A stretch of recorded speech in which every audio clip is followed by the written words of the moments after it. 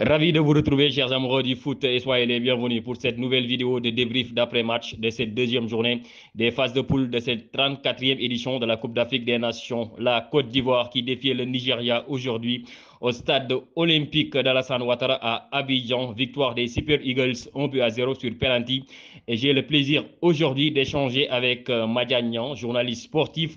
Bonsoir Madiane, comment vous allez? Bonjour Pathé, bon, disons que ça va aller mieux. Est-ce que j'ai également de la voix qui n'est pas du tout audible? C'est le rhume qui est passé par là, mais bon, on espère que les gens vont écouter ce que nous allons dire. C'est un plaisir de partager ce plateau, cette discussion avec vous. Madiagne, le Nigeria devait impérativement réagir aujourd'hui après le match nul concédé lors de la première journée contre la Guinée équatoriale. C'était un match pas gagné d'avance contre le pays organisateur, la Côte d'Ivoire.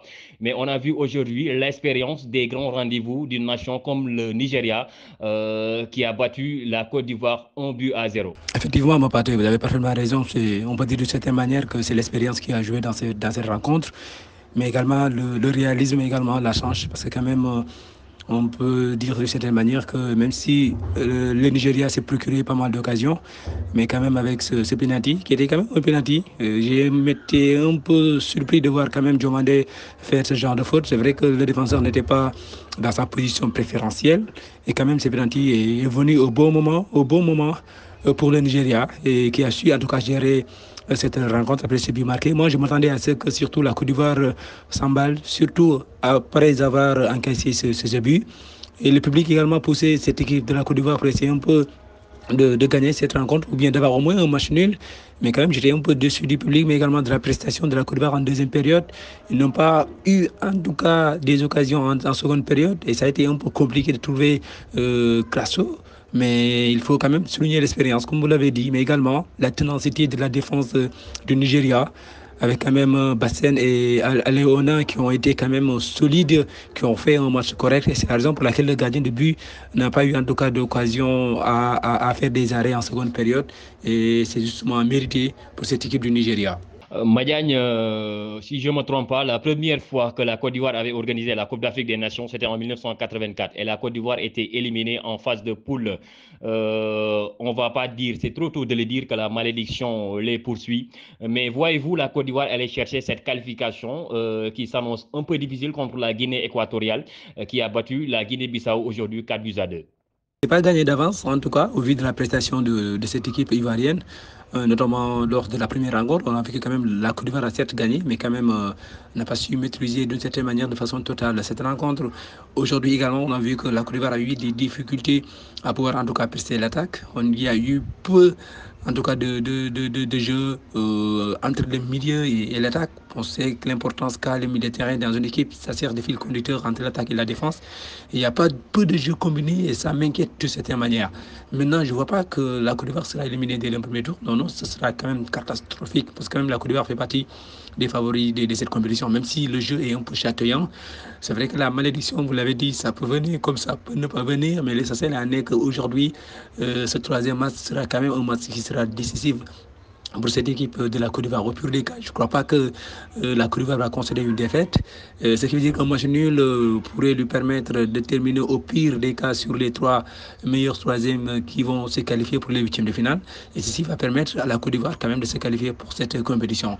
Maintenant, est-ce que la Côte d'Ivoire va aller jusqu'au bout avec cette équipe, avec cette prestation, avec ce qu'ils sont en train de montrer? Là, je peux quand même mettre des réserves par rapport à ce qu'ils ont montré. Mais quand même, je veux dire, quand même, on ne peut pas dire à ce stade de la compétition ou espérer que la Côte d'Ivoire sera éliminée. J'ai souvent l'habitude de dire que le football n'est pas une science exacte.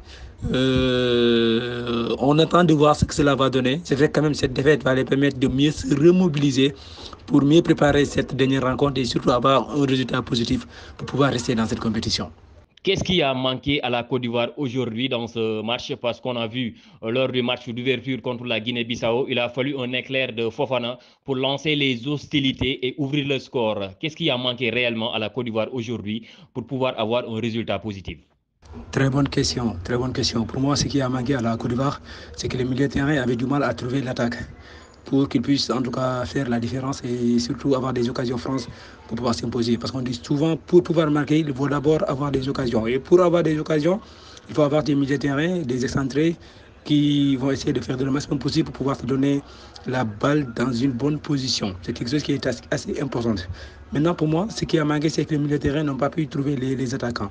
On a un peu vu Crasso, même si apparemment pour la première rencontre, c'était la même chose. Il a été sauvé par son but, mais aujourd'hui, ça a été très difficile. Bon, on dira que Ekong également était là pour enrayer le danger. Mais quand même, on n'a pas beaucoup vu, en tout cas, l'attaque ivoirienne. Parce qu'il n'y a pas eu de jeu combiné entre les milieux de terrain et l'attaque, et ça a été un peu difficile. Les excentrés également avaient du mal à pouvoir dépasser les latéraux pour pouvoir essayer de faire des centres. Trouver également des combinaisons, trouver également des profondeurs, ça a été très compliqué.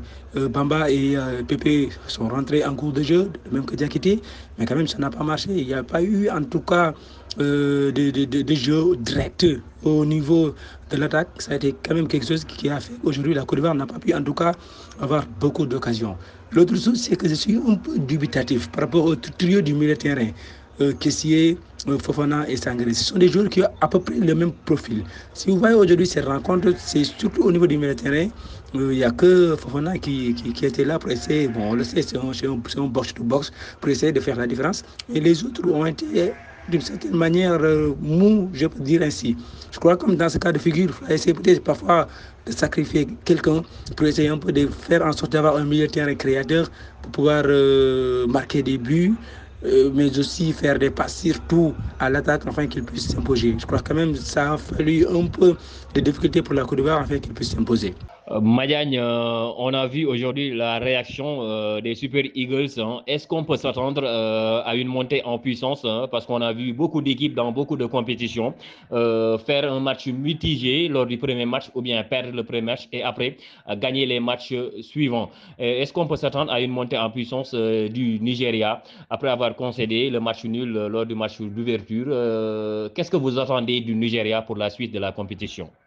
Moi, je m'attends à ce que le Nigeria fasse de son maximum possible pour atteindre au moins le dernier carré. Parce qu'au vu de leur atout offensif, je crois quand même qu'il peut faire quelque chose aujourd'hui.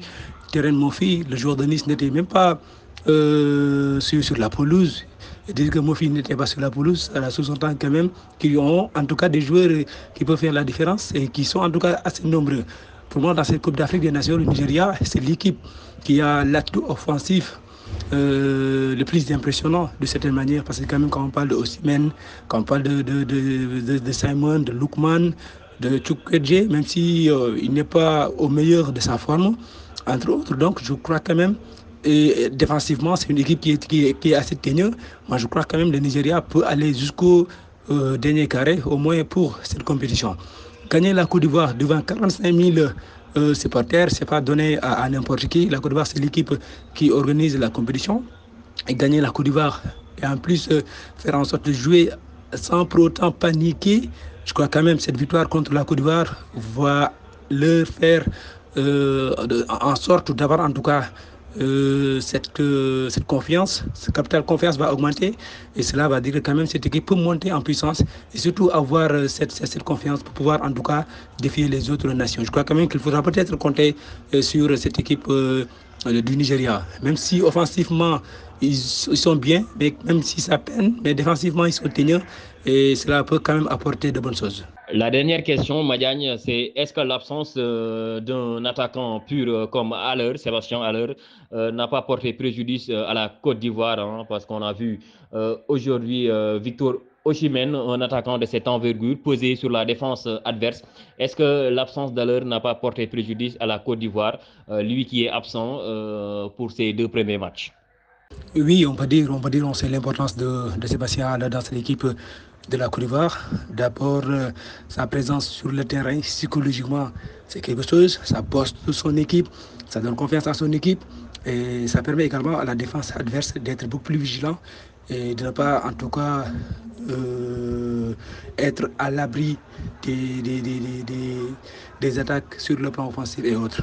Je crois quand même que son absence a, de certaine manière, un peu pesé sur ce match, parce que quand même à l'heure on le sait, c'est un style qui est assez rare, un joueur qui de la tête peut faire la différence, ballon pied sur les profondeurs, c'est quelqu'un qui en demande beaucoup, donc son absence naturellement ça peut quand même poser problème à cette équipe de la Côte d'Ivoire, mais je crois quand même le chantier pour moi, c'est surtout essayer de faire en sorte de trouver le trio, un milieu de terrain qui peut quand même donner des balles au niveau de l'attaque et faire en sorte également que les excentrés puissent faire la différence pour trouver les attaquants afin qu'ils puissent faire la différence.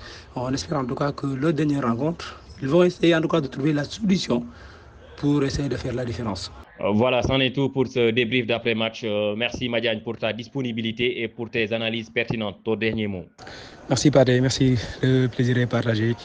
Merci également. De toute façon, en tout cas, on a essayé de donner notre point de vue par rapport à ces rencontres. Et je donne rendez-vous la prochaine. Et j'espère que d'ici là, je vais me débarrasser de ce rhume afin que la voix soit beaucoup plus audible. Inch'Allah. Allez, merci, ciao.